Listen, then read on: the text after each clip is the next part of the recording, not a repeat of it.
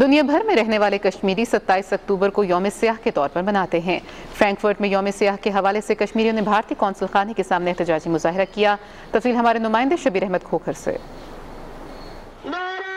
یوم سیاح منانے کا مقصد عالمی برادری پر واضح کرنا ہے کہ بھارت نے ان کی مرضی کے خلاف جموں و کشمیر پر قبضہ کر رکھا ہے اور وہ انہیں ان کا پیدائشی حق خود ارادیت دینے سے مسلسل انکار کر رہا ہے۔ مظاہرین نے فرینکفرٹ کے مرکزی ریلوے اسٹیشن سے بھارت کے قونصل خانہ کی طرف مارچ کیا۔ مظاہرین نے بھارتی قونصل خانہ کے سامنے جمع ہو کر کشمیریوں کی آزادی کے حق میں اور بھارتی تسلط کے خلاف نعرے لگائے۔ وہ بھی مانگے، آپ بھی مانگے آزادی۔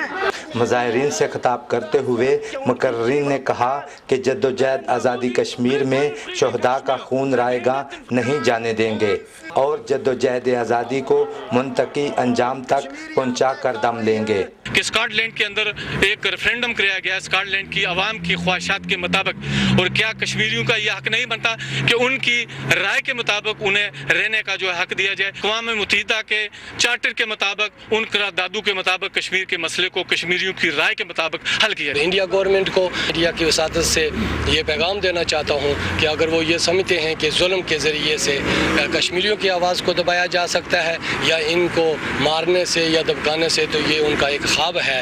مظاہرین نے بھارتی قونصلیٹ میں یادداشت پیش کرنا چاہی۔ پولیس اہلکاروں نے مظاہرین کو قونصل خانے تک جانے کی اجازت نہ دی، جس پر یادداشت جرمن پولیس کے حوالے کر دی گئی۔ Shabbir Ahmed Khokhar, PTV news, Frankfurt, Germany.